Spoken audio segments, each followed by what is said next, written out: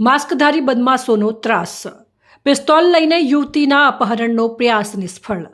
કલ્યાણપુર તાલુકાના રાણીયાળ દેસીપુરા ગામમાં ચોંકાવનારી ઘટના સામે આવી છે, જ્યાં બે કાળા સ્કોર્પિયો કારમાં સવાર થઈને 7 થી 8 માસ્ક પહેરેલા બદમાશો ગામમાં ઘૂસી આવ્યા હતા।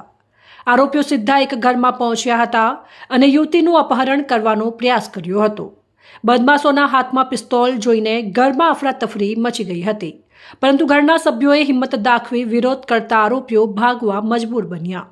ભાગતી વખતે એક પિસ્તોલનું મેગેઝિન સ્થળ પર પડી ગયું હતું, જેના આધારે પોલીસે તપાસ આગળ વધારી છે।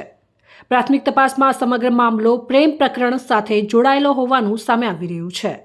હાલ પોલીસે આરોપીઓની શોધખોળ શરૂ કરી છે અને આસપાસના વિસ્તારોમાં ચેકિંગ વધારવામાં આવ્યું છે। વધુ અપડેટ માટે ફોલો અને સબસ્ક્રાઇબ કરો સેન્ટ્રલ ભારત ન્યૂઝ ચેનલને। ધન્યવાદ।